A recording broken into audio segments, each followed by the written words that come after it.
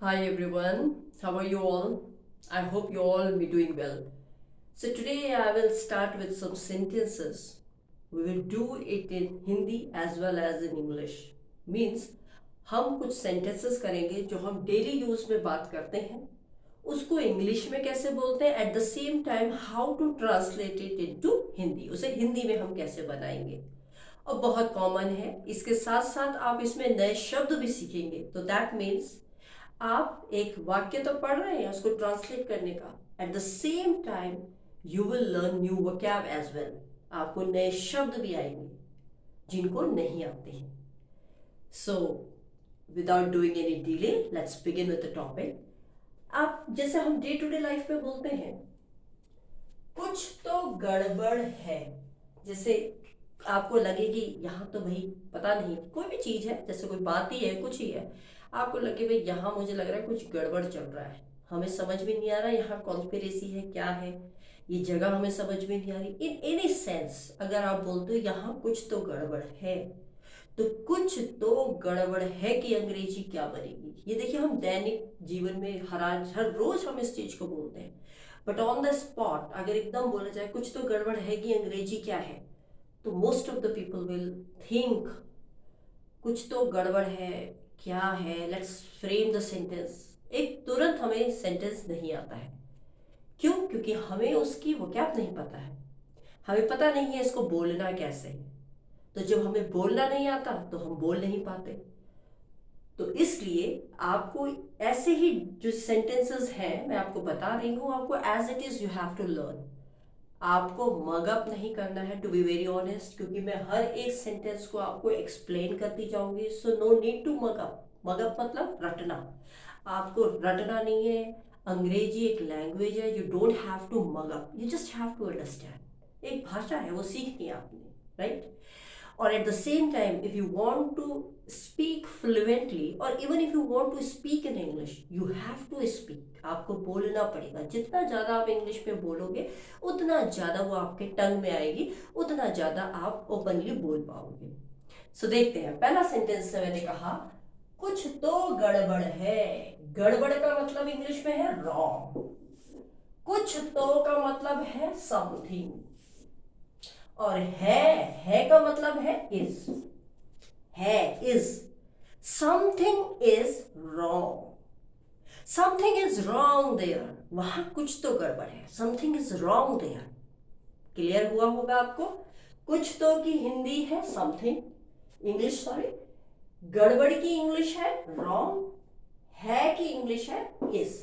Something is wrong कुछ तो गड़बड़ है आई होप ये आपको रटना नहीं पड़ेगा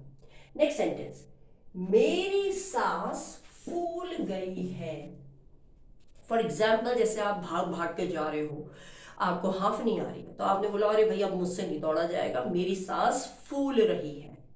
मेरी सांस को तो आप जानते हैं ब्रीथ अब वो कह रहा है मेरी का मतलब है आई फूल गई है मतलब रैन आउट ऑफ ब्रेथ इसको याद कर लीजिए ran out of breath I ran out of my breath मतलब मेरी सांस फूल गई है क्या है इसकी अंग्रेजी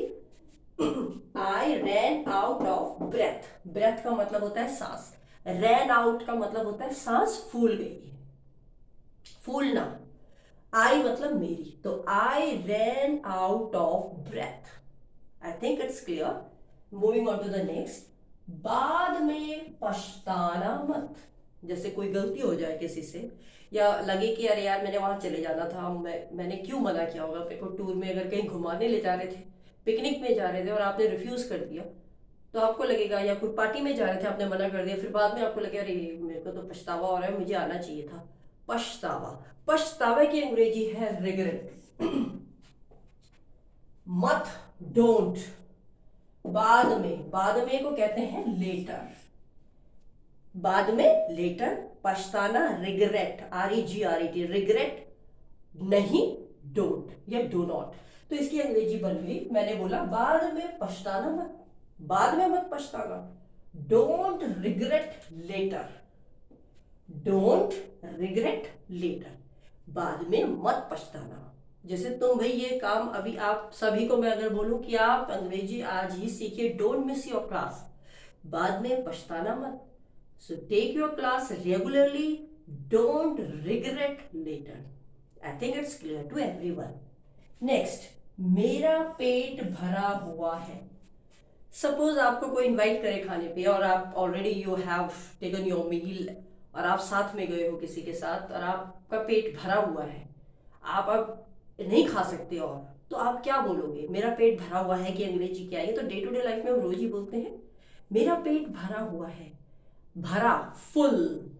मेरा, आई एम फुल, यही है वैसे इसका फुल का मतलब होता है भरा हुआ। ये भरा हुआ है। अब आप ये नहीं बोलोगे my stomach is full, very wrong English, don't speak like this if you are doing so. आप ऐसे नहीं बोलेंगे स्टमक, पेट है तो स्टमक आ गया, फुल है तो भरा हुआ हो गया, माई स्टमक इज फुल। आप इतना ही बोल दो, आई एम फुल, मतलब मेरा पेट भरा हुआ है। तो इसकी अंग्रेजी बन गई I am full. I am full means मेरा पेट भरा है, सेल्फ एक्सप्लेनेटरी। मुझे हिचकी आ रही है। पहले तो हिचकी की अंग्रेजी क्या होती है? तो एक नया वर्ड आपको मिला। हिचकी का मतलब होता है हिकअप्स, इसको बोलेंगे हम हिकअप्स। हिचकी आती है ना, अब आपको सपोज कहते हैं ना, अरे कोई याद कर रहा होगा इसलिए हिचकी आ रही है, तो आप बोल रहे मुझे हिचकी आ रही है, हिचकी, हिकअप्स। मुझे आई एम, आ रही है, गेटिंग, कॉन्टिन्यूस में आ रही है, मुझे हिचकी आ रही है, आई एम गेटिंग हिकअप्स। क्या बोलोगे? I am getting hiccups, I am getting hiccups. तो इसका मतलब ये हो गया मुझे हिचकी आ रही है। आई होप आपको सबको क्लियर हुआ होगा। एक बार हमको एक रिवीजन कर लेते हैं जिससे कि आप दोबारा से रिफ्रेश हो जाए कि हमने क्या पढ़ा। सबसे पहला है कुछ तो गड़बड़ है,